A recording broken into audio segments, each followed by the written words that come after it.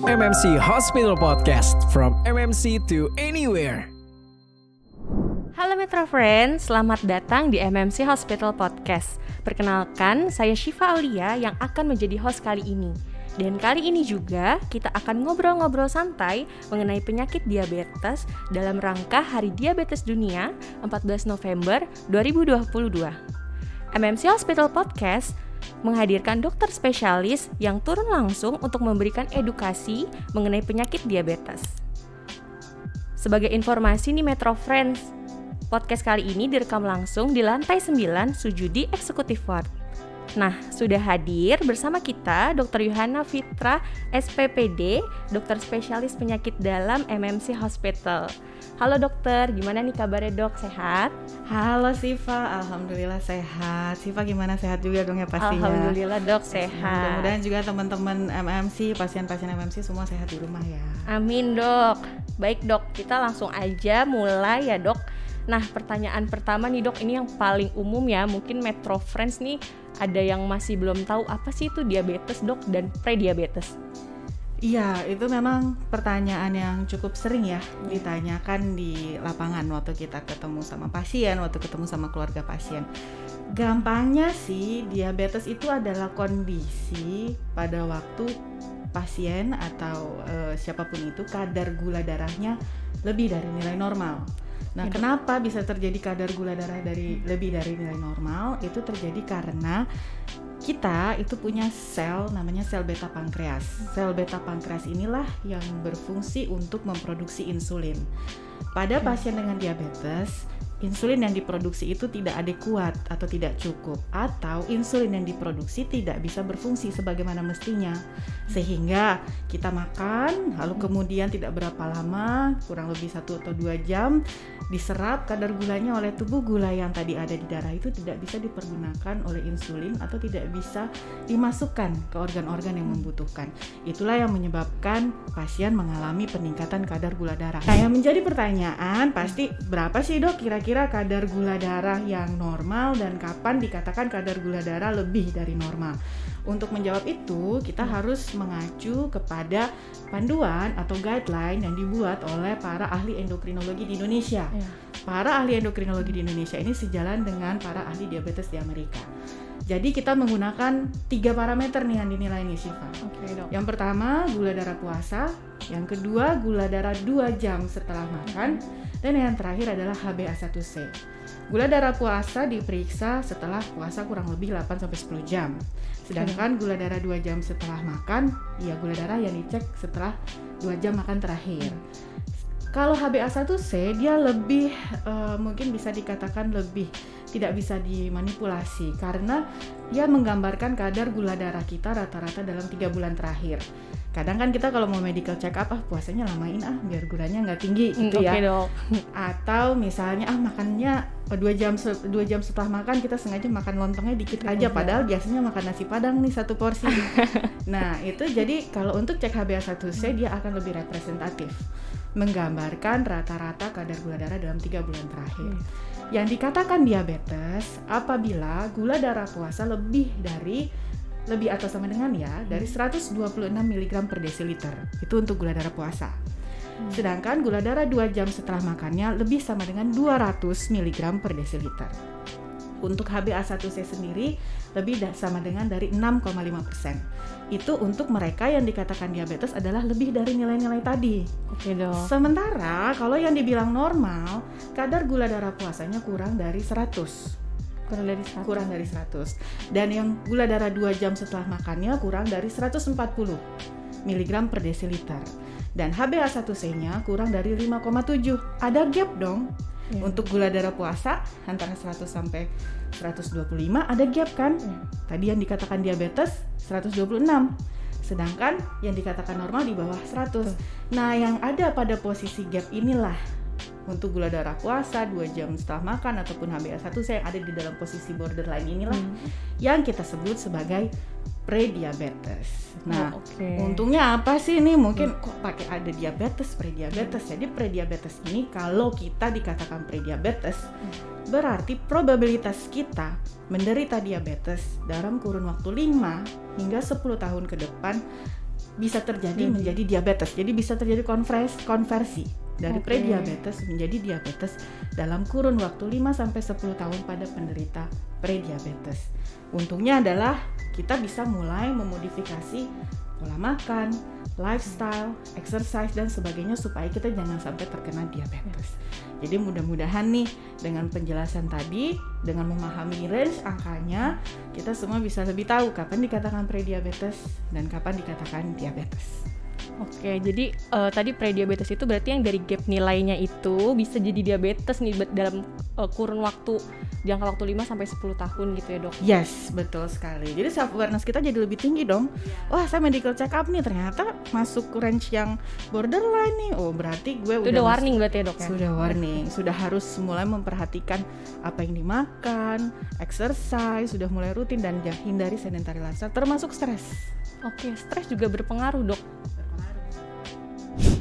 Untuk perbedaan diabetes tipe 1 dan tipe 2-nya di dok. Nah, itu tuh yang sering jadi pertanyaan juga nih Siva. Apa sih perbedaannya diabetes tipe 1 sama diabetes tipe 2?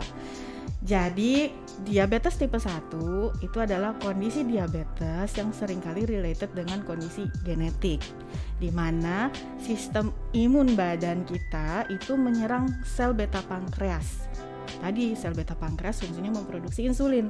Kalau pabriknya dirusak, produksi insulinnya terganggu, jauh berkurang, sehingga tidak ada insulin. Nah, pada pasien-pasien dengan diabetes tipe 1, karena produksi insulinnya tidak adekuat, terganggu karena sistem imun, maka seringnya pasien membutuhkan insulin dari luar, atau yang kita katakan bergantung terhadap insulin. Nah, kondisi ini biasanya terjadi pada mereka sebelum memasuki usia remaja. Jadi onsetnya lebih dini. Dan pasiennya seringkali bergantung pada insulin nih Siva. Tapi kejadian dari diabetes tipe 1 itu hanya sekitar 2-5% Siva. Kecil sekali. Yang lebih banyak terjadi, 90% penderita diabetes adalah diabetes tipe 2. Diabetes tipe 2 terjadi pada mereka yang sudah dewasa akibat dari pola hidup jangka panjang yang kurang baik. Misalnya, makan yang tidak dijaga, konsumsi junk food, olahraga yang kurang, obesitas dan sebagainya. Jadi yang lebih banyak itu adalah diabetes tipe 2. Nah, diabetes tipe 2 ini juga bervariasi Siva. Ada yang bisa masih pakai obat-obatan, ada yang dikombinasi obat dan insulin, ada juga yang mungkin datang udah terlambat nih, jadi kita perlu pakai insulin dulu, seperti itu. Oke. Jadi kalau untuk diabetes tipe 1 ini lebih faktor genetik ya dok berarti ya dok. Sedangkan kalau tipe 2 ini yang ya kayak aku gitu ya dok, yang suka makan masih sembarangan gitu. Sama aku juga. Tidak mengatur pola makan dengan baik. Betul. Minum manis berlebihan juga berpengaruh juga dok. Betul sekali, yang suka sekali untuk minum kopi kekinian, boba gitu ya dok. Betul. Oke. Itu mesti waspada. Jadi harus puasa boba dulu nih dok. Nanti aku dimarahin tukang boba nggak ya? Puasa boba maksudnya tidak tiap hari gitu ya minum manis-manis gitu ya. Diperhatikan lah konsumsinya. Oke dok. Nah dok, siapa aja yang bisa terkena diabetes dok? Sebenarnya yang bisa terkena diabetes itu hampir semua orang bisa terkena diabetes. Balik lagi kepada diri kita masing-masing. Tetapi mungkin saya jabarkan faktor risiko ya. Faktor risiko itu mereka-mereka yang probabilitas kenanya jadi lebih tinggi, terutama untuk diabetes tipe 2. Karena kan tadi kalau diabetes tipe 1 kita nggak pernah tahu kapan akan terjadi kondisi autoimun pada seseorang. Tapi kalau untuk diabetes tipe 2 ya mereka yang obesitas, di mana IMT-nya lebih dari 23, terus juga mereka yang lifestyle-nya kurang bagus, kurang olahraga, sedentary lifestyle, termasuk yang punya riwayat keluarga.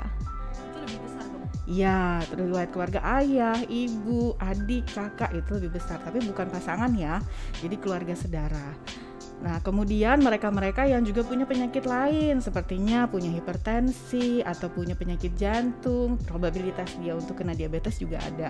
Termasuk nih, ibu-ibu yang pada waktu hamil menderita diabetes. Nah, berarti pada waktu setelah dia melahirkan biasanya mereka akan kembali lagi normal nih, ibu-ibu penderita diabetes pada kehamilan.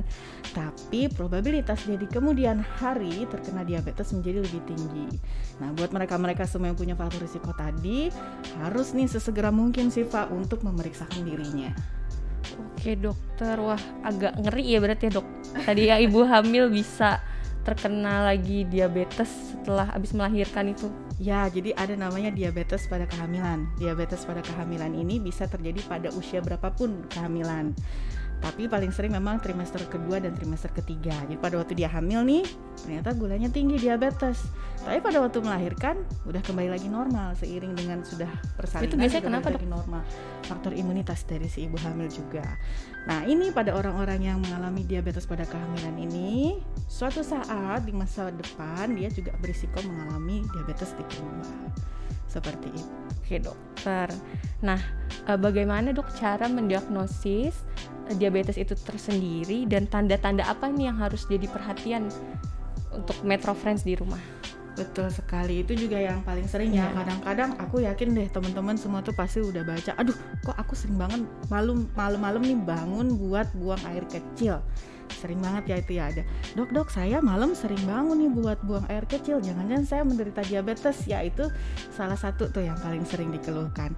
Memang gejala-gejala yang perlu diwaspadai kalau sering terbangun malam buat pipis, bawaannya haus terus, pengen minum boba lagi gitu. Terus bawaannya lapar terus, ditambah lagi nih kalau berat badan, perasaan makan biasa banyak terus berat badan makin turun ya, termasuk kok gampang capek, susah konsentrasi. Nah mohon maaf nih, ada juga yang pandangannya berkurang, mulai rabun atau gatel di daerah kemaluan. Nah kondisi-kondisi ini biasanya related nih sama kemungkinan diabetes, tapi baru kemungkinan ya, jadi jangan buru-buru menegakkan diagnosis. Karena balik lagi, kalau menegakkan diagnosis ada serangkaian yang mesti diperiksa untuk memastikan ini diabetes kah atau prediabetes. Oke dokter. Nah dok, berarti dari tadi yang dokter jelaskan nih dok, tes-tes apa yang diperlukan untuk mengetahui kalau kita udah diabetes atau mungkin masih masuknya kategori prediabetes sendiri dok? Sebenarnya sih rekomendasinya silahkan nih teman-teman Metro Friends semuanya, kalau curiga, ragu atau was-was, ada riwayat keluarga dan sebagainya, datang aja ke rumah sakit MMC boleh, rumah sakit terdekat boleh, silahkan untuk melakukan pemeriksaan medical check up. Apalagi kalau misalnya usia sudah lebih dari 40 tahun ya. Nah pada waktu pemeriksaan medical check up itu biasanya sudah lengkap, diperiksa gula darah puasa, gula darah 2 jam setelah makan, termasuk tadi HbA1c. Dan bukan hanya itu sebenarnya kebutuhan kita, tapi kita juga membutuhkan pemeriksaan misalnya kolesterol, karena itu kan related juga ya dengan kondisi metabolik kita, termasuk asam urat, fungsi ginjal, dan pemeriksaan mata. Nah item-item itu untuk minimal kita screening nih di tahap awal. Jadi better kalau ragu atau curiga langsung aja ke rumah sakit terdekat untuk diperiksakan secara menyeluruh. Jadi kalau misalkan udah ada tanda-tanda gejala diabetes ini dok, ditambah dengan ada penyakit penyerta, sangat berbahaya banget berarti dok? Ya, karena kan sebenarnya kadar gula darah itu Siva, kalau kita biarkan tinggi dapat merusak pembuluh darah, saraf, ujung-ujungnya itu bisa merusak organ-organ yang penting atau vital, seperti misalnya brain, bisa terjadi stroke, terus kemudian jantung, bisa terjadi penyakit jantung koroner, ginjal, bisa terjadi gagal ginjal, termasuk mata, bisa terjadi gangguan penglihatan. Jadi memang harus segera ditangani dengan baik kalau sampai terdiagnosis diabetes, dan harus segera mulai mengubah pola hidup bila diketahui prediabetes. Oke dokter, nah nih dok, ada beberapa pertanyaan dari teman-teman Metro Friends nih dok. Gimana caranya ketika kita sudah terkena diabetes untuk mengontrol gula darah agar tetap normal dok? Nah balik lagi nih, kalau penanganan diabetes itu sebenarnya bukan hanya obat, tetapi juga pola makan. Pola makannya mesti dioptimalkan lagi. Kalau American Diabetes Association itu mengatakan kita bisa pakai rumus metode piring nih, plate method. Jadi anggap ini satu piring kita bagi dua, setengah-setengah, setengah porsinya adalah sayur-sayuran, setengah porsi sisanya dibagi dua lagi. Jadi seperapatnya adalah protein seperti misalnya tuna, dada ayam, salmon, sedangkan seperapat sisanya adalah karbo, entah kacang-kacangan, gandum ataupun beras merah. Itu adalah makanannya. Rekomendasi tetap nih kita turunkan jumlah kalori makanan yang kita konsumsi sehari-hari. Yang kedua, exercise itu juga bagian dari treatment, bagian dari terapi. Yang dianjurkan kalau mau olahraga yang benar-benar intens, kadar gula darahnya normal dulu supaya tidak gampang dehidrasi akibat gula yang tidak optimal di darah tadi. Nah, rekomendasinya olahraga kurang lebih 150 menit seminggu. Gampangnya 30 menit setiap hari selama 5 hari dalam seminggu. Gampangnya tuh Siva. Nah, yang lain-lain adalah pengobatan. Obat-obat biasanya mengikuti anjuran dokter karena obat itu akan disesuaikan dengan kondisi pasiennya, termasuk berat badan berlebih kah, kurus kah, itu yang pertama. Yang kedua, target organnya, adakah masalah di organ lain yang perlu diterapi oleh dokternya. Terus yang ketiga, bagaimana fungsi ginjal pasien, fungsi hati. Jadi obat-obatan jangan pernah konsumsi sendiri ya. Misalnya kakak saya pakainya ini, lebih baik didiskusikan dulu, konsultasi dulu ke dokter ya dok. Konsultasi dulu.